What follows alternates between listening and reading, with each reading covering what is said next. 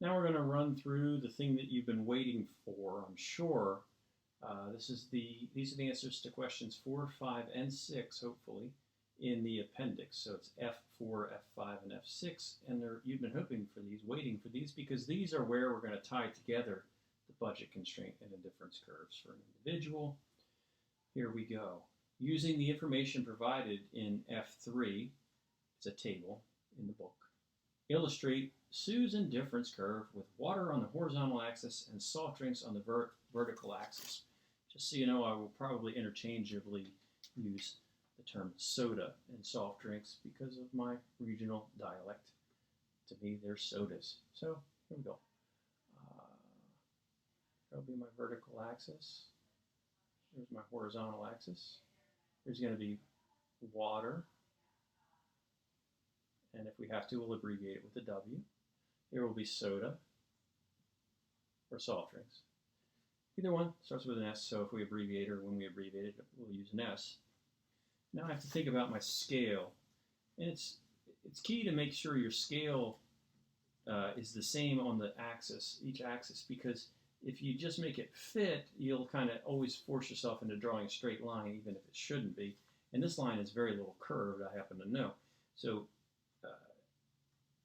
making it straighter will really, really not work for us because we want to see the point of tangency between a curved line and a straight line by the end of this whole thing.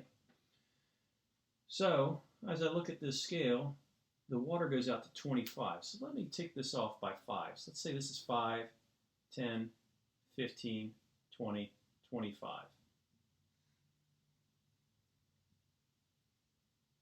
That should work. The soft drinks only goes up to 11. So I don't want my 11 to be clear up here, or I will be just kind of fitting this to something different than the shape that it is. If this is the 10 here, make the 11 just slightly higher. So make the 10 about there. That would make this the 5. And the 11 would be maybe like here. And this is unused space, but that's okay. So now that I have my scale in place, I can plot these points. Combination A is 5 units of water and 11 soft drinks. 5 and 11, just plotting an ordered pair, is right there. That's A.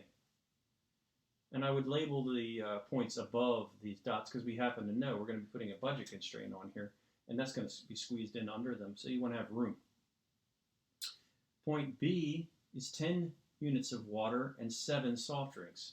So there's my 10.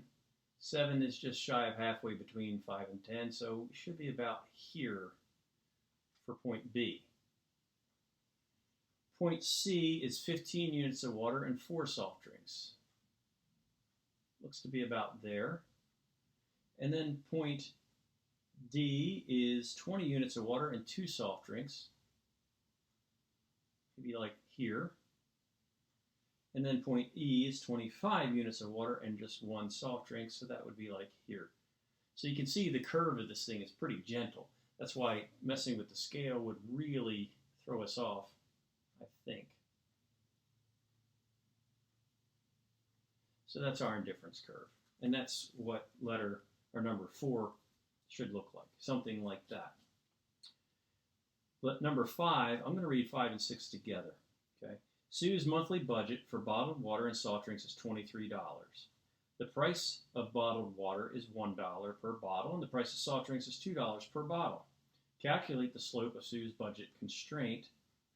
Given this information and the information provided in the table we just referred to, find the combination of goods that satisfies Sue's utility maximization problem in light of her budget constraint.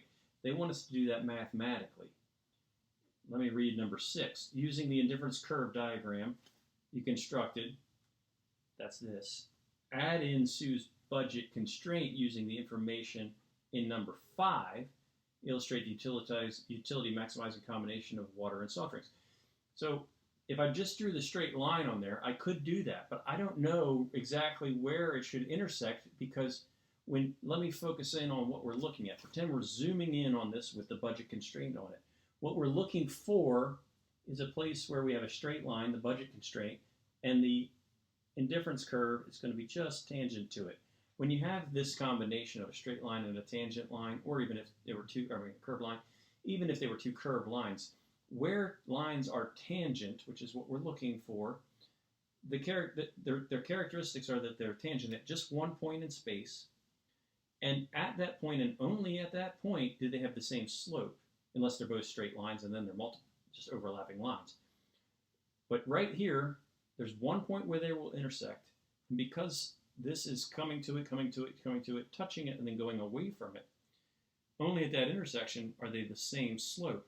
And that's useful to know because that tells us, since we're looking in our graph, or as they say, geometrically, for a point of tangency, that also means we're looking for a place where the slope is the same.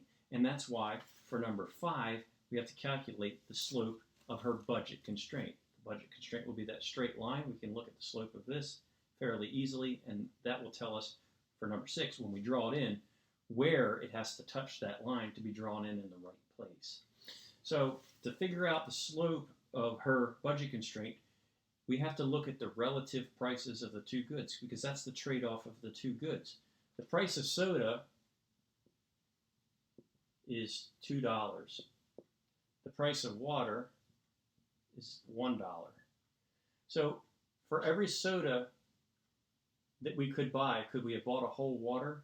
We could have only bought a half water. Since I have water down here on the horizontal axis, let me ask this question, same question basically, this way. How much soda do I give up for each water that I get, given their relative prices? How much soda, what's my change in Y, or my change in S in this case? I'm asked for the slope, right? Slope is equal to change in Y over change in X in math. And in this case, and that's Y sub 2 minus Y sub 1 over X sub 2 minus X sub 1. In this case, though, these variables aren't X and Y. This is the change in soda over the change in water, is what we're asking about the budget constraint. Not this line that's here. That will vary from point to point. We're interested in the slope of the budget constraint, so we know where to draw it to be tangent to that line. Since soda costs $2 a unit and water costs $1 a unit, I'm only giving up one half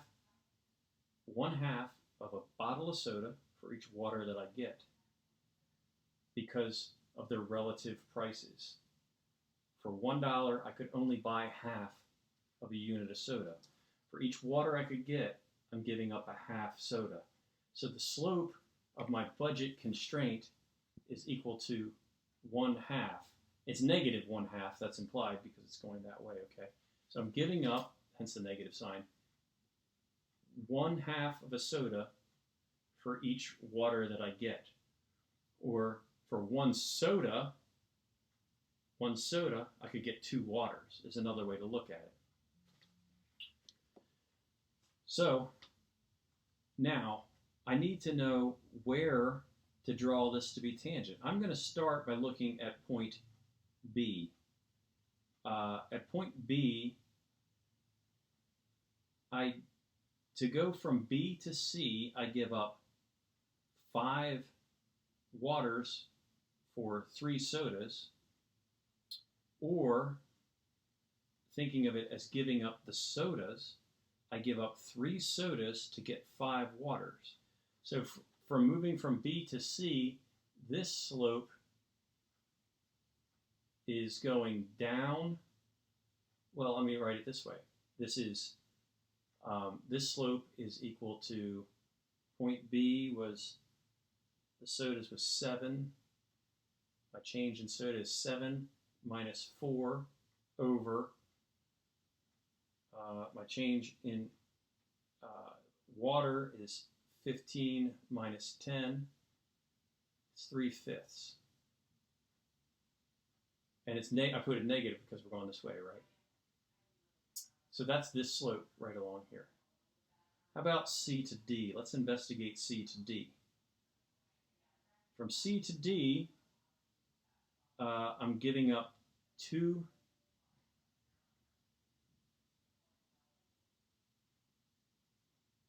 I'm giving up 2 sodas because that's, I switched these, that's why that's not negative. This is the new one, that's the old one. I just noticed it here because I'm going to do it. My new one here is 2, my old one is 4. And I'm going to, my new is 20 minus 15, and that's 2/5. And that's negative. So negative 3/5 is negative 0.6. Negative 2/5 is negative 0.4. And I'm looking for negative 0.5. Halfway between 0.4 and 0.6 is what? 0.5.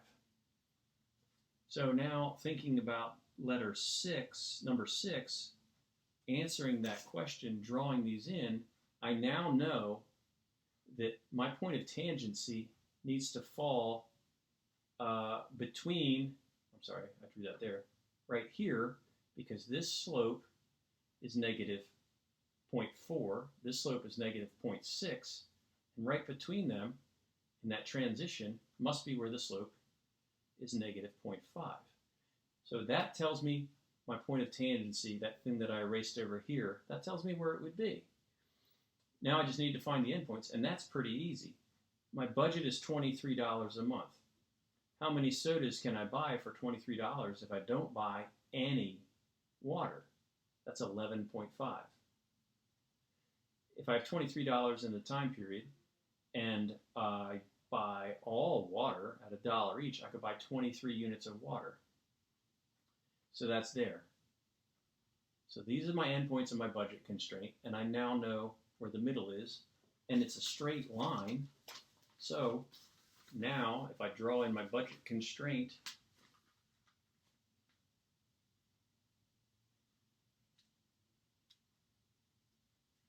it should look like that, and my point of tangency is right there.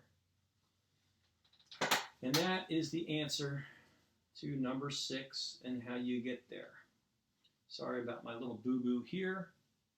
The sign is what made me realize that I switched. I accidentally, just to circle back to that, make sure it's clear, I accidentally put y sub 1 basically there and y sub 2 there. The difference is still 3. It messed with my sign.